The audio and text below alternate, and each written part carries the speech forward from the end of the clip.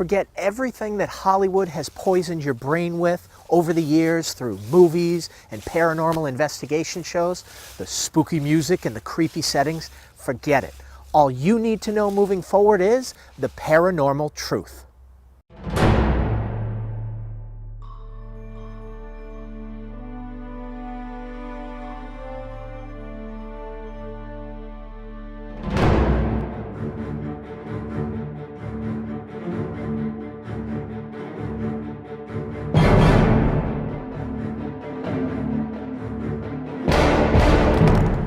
If your interest in the paranormal is honest and pure, you have to look past advertising giants, ratings, and the almighty dollar.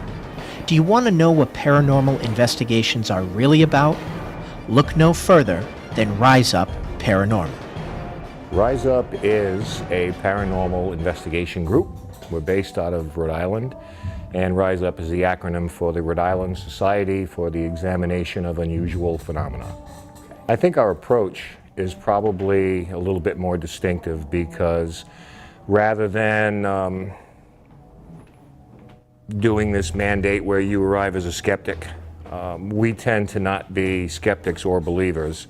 We try to stay right down the middle so our results don't show any bias. So what we try to be is objective observers of potential phenomenon rather than go in trying to debunk or trying to prove the existence. We kind of like to stay in the middle on that. Ken DaCosta has been investigating the paranormal since 1975. Listen to his words, learn from him, for he is not a highly paid reality TV star. He's in the game of paranormal research for the truth and, quite frankly, the fun of it. 264-foot depth cameras, those are the white ones. Put them on 2, 3. At this end, I think you got power point down there. Yep. Stands, I don't know if Julie has tripods. We'll take cords with it. I brought all the cords we have because I know we're going to have to put some together, so I have the couplers for that. What I'm thinking is put those 2 up there, another big one, 4, possibly 5 power packs, 2, 3, 4, and 1 downstairs closer to the tunnel. I met up with Ken a few years ago when I produced the documentary, The Reality of Ghosts. It was fitting to meet him at a paranormal convention. I've always thought that in most fields, there are quacks and non-quacks. However, when it comes to paranormal investigating, there are too few non-quacks. So having to weed through groups upon groups to find RISEUP and Ken DaCosta was time-consuming, but also very much worth it. Reputations of groups come from several places: the team as a whole, its individual members, and most importantly, its leaders. RISEUP has all those bases covered, especially when it comes to leader. Ken DaCosta and RISEUP, very well established, very well known throughout the whole New England area with being able to help people out and assist people and be involved with things. There is no finer investigative group in this country. He is a seasoned professional. He is deeply immersed in everything to do with paranormal activity. One of the most intellectual, one of the most articulate people I have ever met. I would move heaven and earth to make anything that he does fly to the moon, because I have the utmost confidence in him in terms of not only his intellect but his heart. He's in this for all the right reasons. That's right. RISEUP has the backing of authors and experts like John Zaffis and Andrea Perron. It's these kind of people that help separate the pretenders and offenders from the true and honest. There are some good shows and there are some bad shows. You know, some of the shows are scripted, so that kind of puts a bad taste in the public's eye, because they're like, well, how do we know if this paranormal stuff is legit? Because now you have this Hollywood ghost show going on and you have this reality TV show going on. But it's not going to be until those shows are kind of like phased out and people get more serious, because I think awareness is out there and people really want to know what it is that they hear or see or feel, or maybe in their homes. Really irritates us when we come from a legitimate show, when people say that everything you did was fake, because we were there. We had made an agreement between the first original 6 investigators from Ghost Hunters International. Nobody does anything stupid. The last thing we wanted to do was put our necks on the line and fake any evidence or do anything that would resemble faking evidence. That is our reputation, that is our name, and we just did the best we could. I mean, there were a lot of episodes that were flat as a board. I mean, there was no activity. We didn't make any activity up. I mean, things have come a long way. There's 20,000 other paranormal shows after Ghost Hunters aired on Sci-Fi. Some of them were great to watch. Some of them have been silly. The ghost hunting industry is more popular than ever. Everyone's fascinated. Everyone's more open-minded, which is great. But the people that are truly passionate about the field can easily be spotted amongst the crowd of people that are doing it just for a popularity contest or to try to land themselves on TV. So why is it important to have that support? To the paranormal community, there's a dirty word out there that I have to use. So cover the ears of the little ones, because I'm about to drop the S word: skeptics. I don't think you can convince a hardcore skeptic. If you're a skeptic, you're going to be a dead skeptic until something happens to you. And it's not going to be until that time that something happens to them that they can't explain or wrap their head around that they're going to know until it happens to them. It's society in a whole. People don't like change. People don't want to know certain things.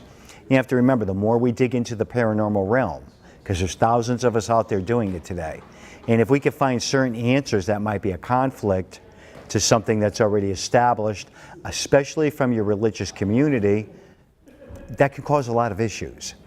So therefore, you're going to have people that are really going to, not believe this. A lot of times people will say to me also, I've never seen anything, never experienced anything, and I go, be glad you haven't.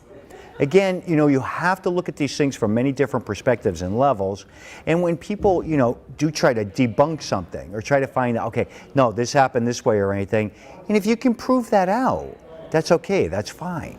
Again, things happen. But there are those things, those photographs, the footage, EVPs, and those things out there we can't debunk. What do you want to be able to say to the skeptics? Thank you. Thank you for being the driving force behind our forward momentum, because we in the paranormal community are so anxious to shut you up that's what keeps us going after that one piece of irrefutable evidence that will silence you forever. Had enough talk? Me too. How about we let RISEUP Paranormal's investigations speak for themselves? This is the Paine House. You could call it the unofficial home base of RISEUP. If you watched The Reality of Ghosts, you'll recognize it. In fact, RISEUP has done many investigations here. Why? This is what you could call a hotbed of activity. They have found some very interesting pieces of evidence here in the past. Probably the most profound thing I've ever experienced was a full-bodied apparition, because these are things that we get calls on. I saw this, I witnessed this. But to this point, you see things like shadows moving around, and you're not sure if it's out of your peripheral or not. But witnessing that is probably the one thing that'll stay with me, because even as many years as I've put in it, when that actually happened, that was the hello moment where it's like, wow, this is something. Now, I'm not looking for this. I'm not trying to create anything in my own mind. I was in a good frame of mind as not a believer, not as a non-believer, and this thing happens to me where I saw a small child just literally float across a hallway at a place called the Paine House in Coventry, Rhode Island. That was remarkable to me. A lot of people who say they have these experiences, they go around high-fiving each other, thinking this is a great experience. Believe me, it was not so much frightening. To me, it was like really unnerving, disturbing, and you look and internalize it, like, why me? Why am I seeing this right now? Is this being presented to me? But it was as real as, you sitting there right now, so that was amazing. The experiences that people and investigators have had in the Paine House run from EVPs to shadows and being touched. In fact, it seems that many citizens of Coventry have a story to tell when it comes to the Paine House. Two ladies who live locally, who don't really know each other. They happened to be coming by one day, asked about what we were doing here. So one of them says, well, I walk my kid to school in the morning. We cut across the yard so we don't get into the busy intersection. He says, I've gone past here in the morning, points out this window from outside and says, I see this. Okay, it's interesting. A few months go by, different woman comes by, same deal. Like, what are you guys doing? Oh, investigating the house. She says, I gotta tell you, I walk my dog out here a lot of times, cut across the yard again, points out the same window and says, I see this. So months apart, people saying the same thing. That's the good stuff when you get that independent corroboration of things.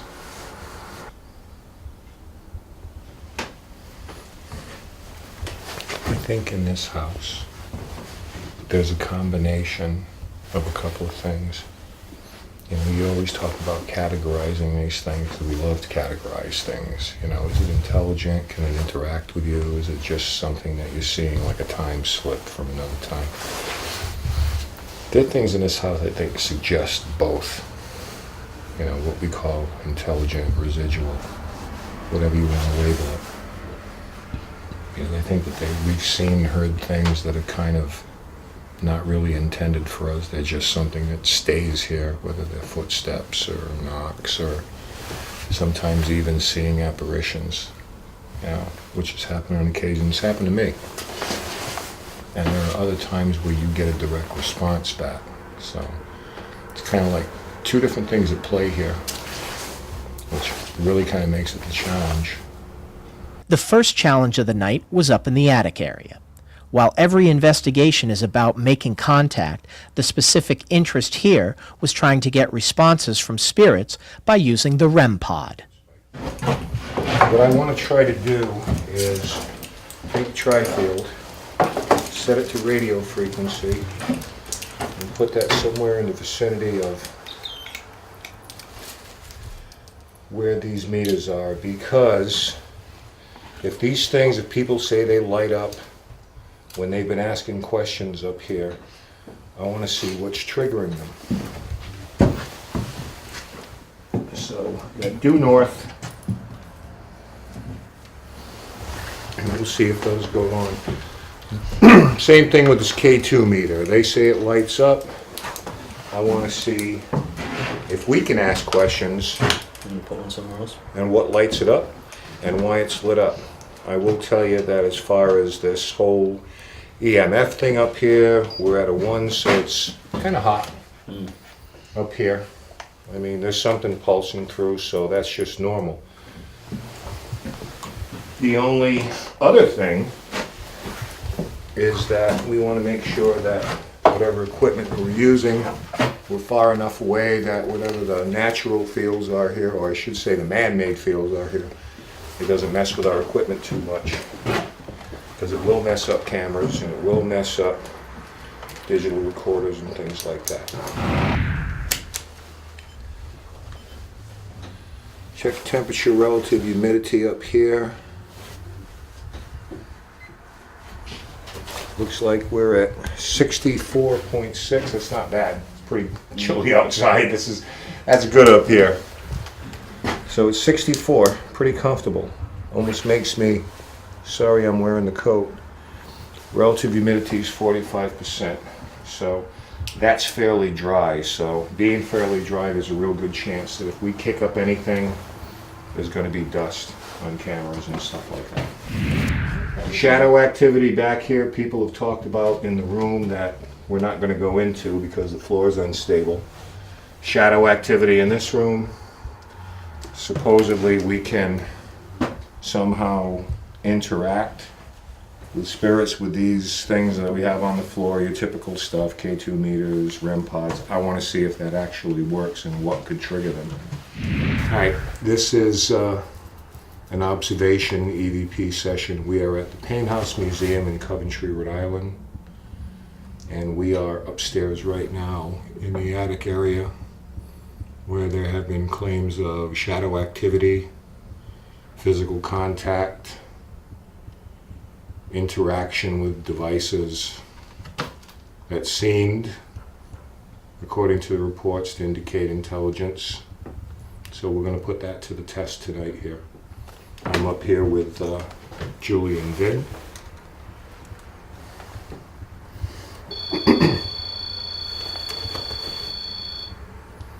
And we have a series of motion sensors downstairs leading up to this room. So we'll make sure we're absolutely alone and nobody breaches the perimeter of where we are right now. Ken goes on to announce that if there are any spirits around with any messages to give, now would be the time. He also encourages them to move objects, make noises, or anything else that would let RISEUP know of their presence. He also does it in a very respectful manner. Because this is the third floor, usually whoever helped around the house, whether they were to cook or clean, work the fields, typically this would be the living quarters of the help for the home. I'm going to ask anyone here who can hear me if this was the case with you. Were you part of the help here? Were you employed at the house?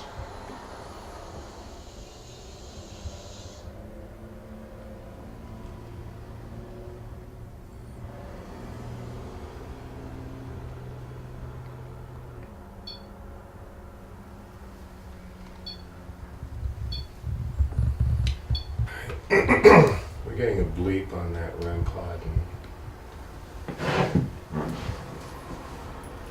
No cell phones here, right? No. Okay.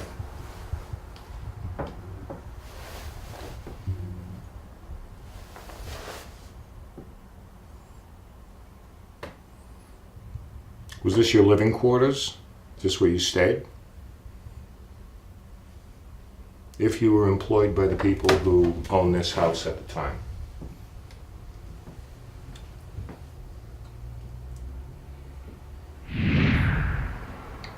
Pick up a lot of the traffic, amplified here.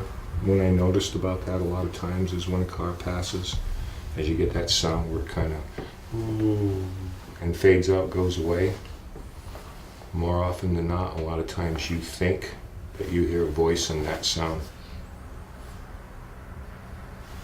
It builds up like it is now, car going by. And then as it passes, so many times you get recordings and it almost sounds like there's something in it. Yep. We are getting a little fluctuation on the millimeter though. What do we got? It's going up slightly to 5, dropping back down to 4.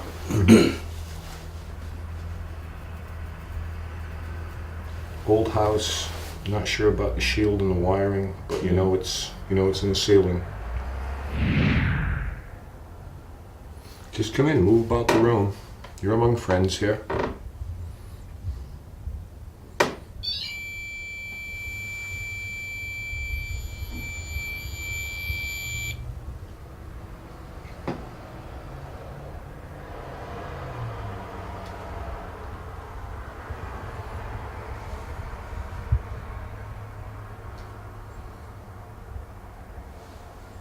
It was a good spike.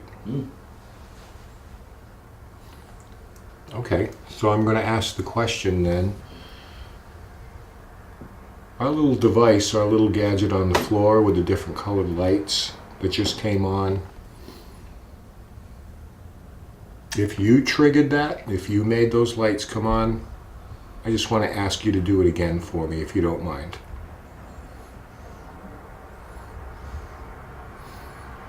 Okay, we want to see if it's really possible to communicate with you through those devices that we brought. So I'd like you to come over with us here in the center of the room, because we want to give you the opportunity before we leave the home to say goodbye.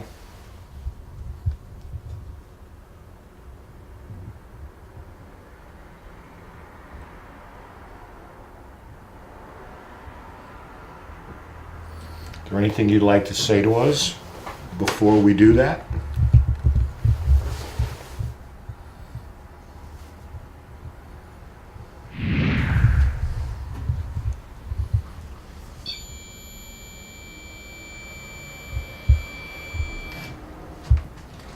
Do you still have memories and feelings about your time here on Earth?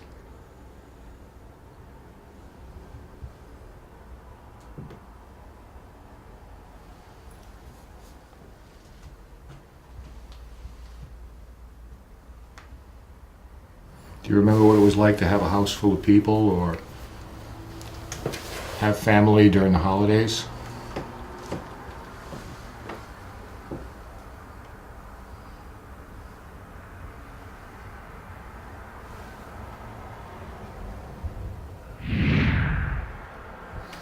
I'm curious, can you see us right now?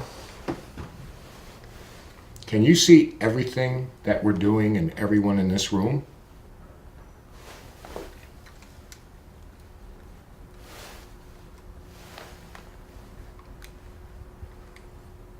Do you get a sense of where we are?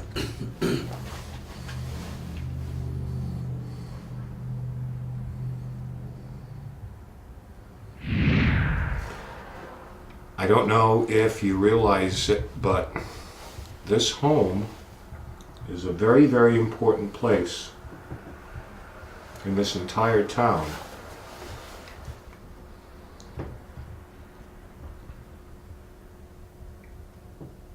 What we want to do is learn more about it.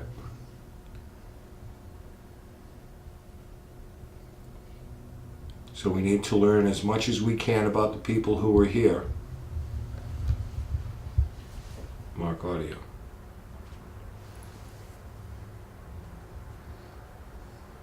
Although the REM pod went off several times, there was nothing that really made the group believe there was much to it in terms of paranormal activity.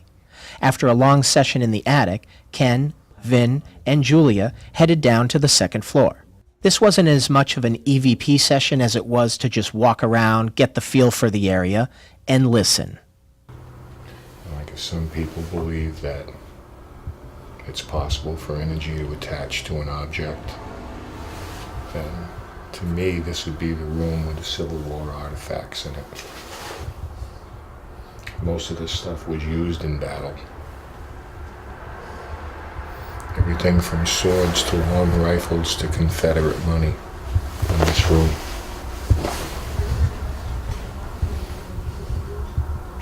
If you think about it, nothing holds energy more than money. It just exchanges hands all the time.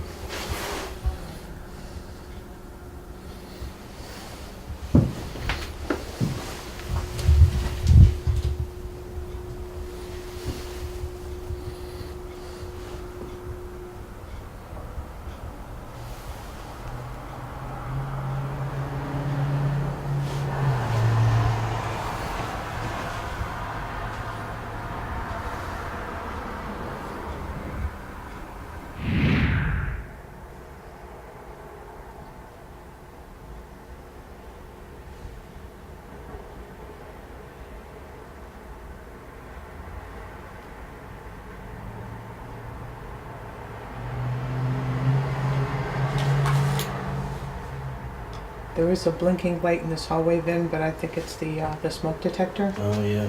It's a white blinking light. This traffic's brutal on audio. I really need to know that you're here.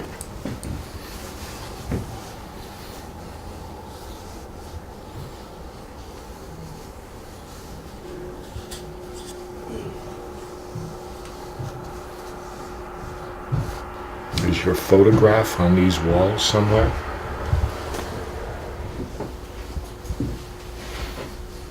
What's the remembrance of you in this room? Later on in the evening, while sitting in one of the rooms alone, Vin got the sense of the cable moving in front of him. Unfortunately, our camera didn't catch it.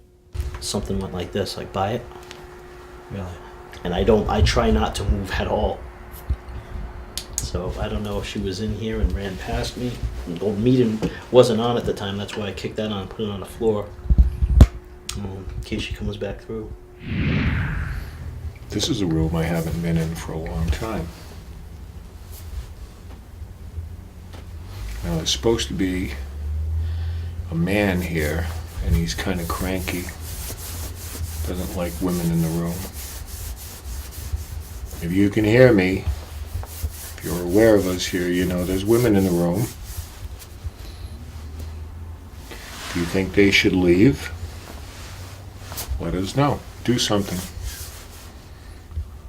By something, I mean make a noise, make a sound in here. So there's no doubt it's you. Should we ask the women to leave?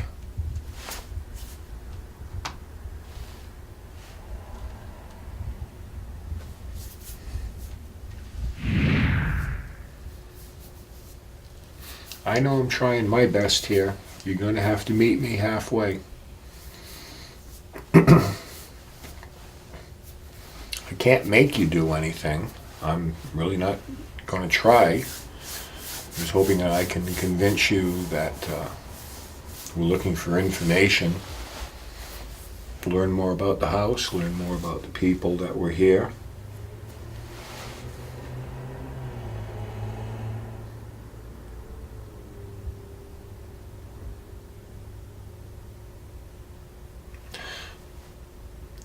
I think I hear footsteps on the 3rd floor.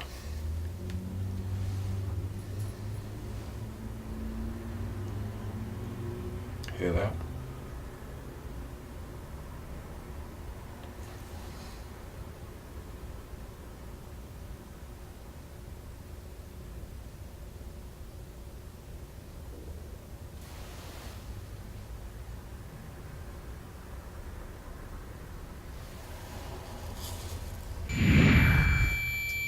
I got nothing. Left one of your bears over here. Does that bother you? Are you upset that we moved it? We just wanted to see you play with it, honey.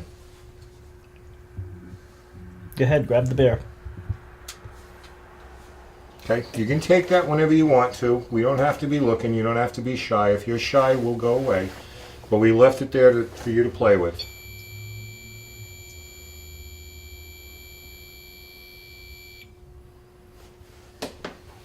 Okay? If you want to take it, you can just take it. It's your bear. And you can put it wherever you want to. So you can play with it, but we'll put it back when we're done.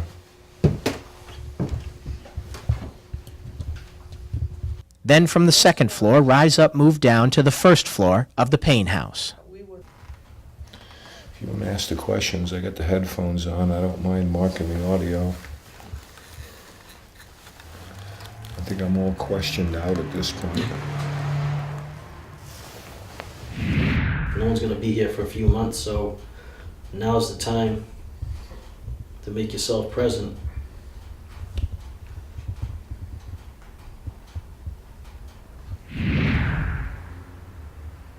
If you can't leave this place, would you like to? Do you feel like you're trapped here? Or do you even realize that the time of what year it is right now?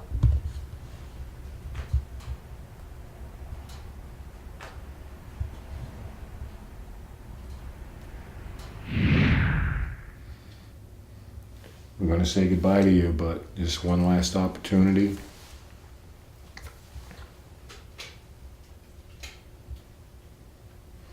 Just a word of goodbye.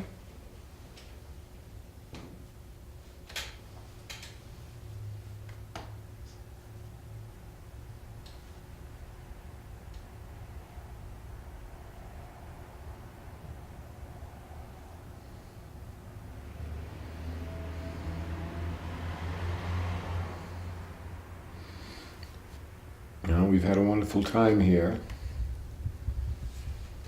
And we wish you a good night. And above all, if this is what makes you happy to remain a part of the house, then Then good for you.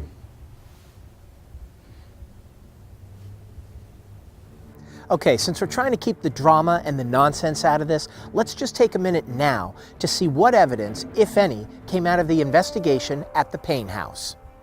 Evidence. The one thing that investigators love to get and skeptics love to pull apart.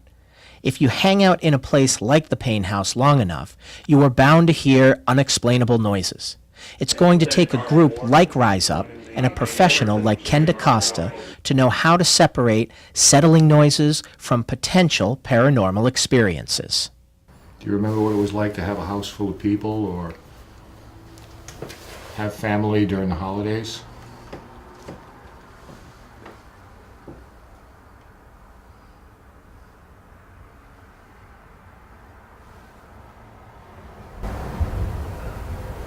Those times are almost here again.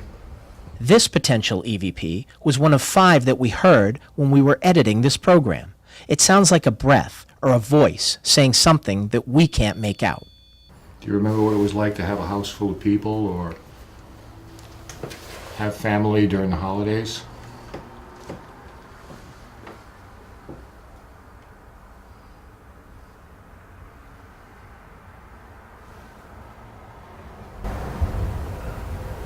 Those times are almost here again. The next one we heard was a breath. I just wanted to see the difference between, what the rafters look. Later, we heard a different breath.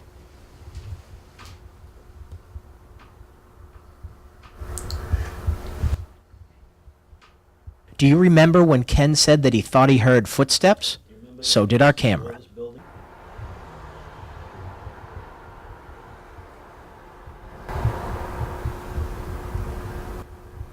Footsteps.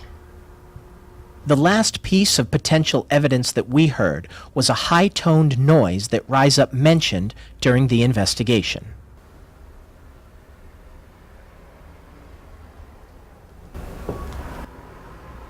Mark audio there. You heard that too? Yeah, I heard something. It wasn't the car. It was almost like a high pitch. We sent our findings to Ken and RISEUP so that they could listen and, using their special audio equipment, see what they thought.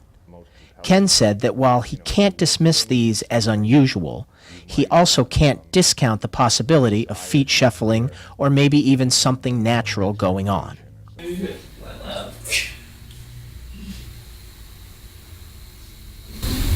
Sarah, we love little girls if you want to come out and talk to us. As we mentioned before, the Paine House has been a home base of sorts for RISEUP. They have had many investigations here. The EVP you just heard was one from a previous investigation that Ken's team found.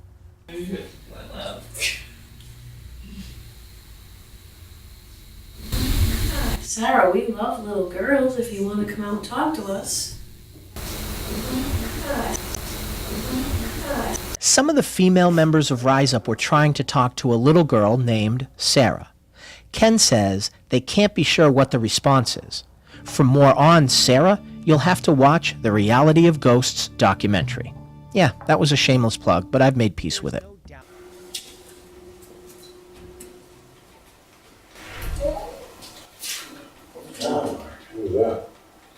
This is another female voice that RISEUP found.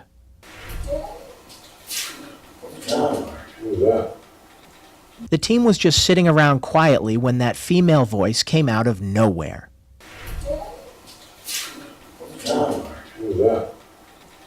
So there you have it, another professional investigation by RISEUP Paranormal. Now let's take a sneak peek at the next investigation site on the Paranormal Truth. You were a performer at this theater. Could you do something on the stage for us now? Yeah, That you, Dave? that wasn't me. That was that. I don't know, that was Hey, like Cody. Jesus. Sound like metal or something. sounded heavy.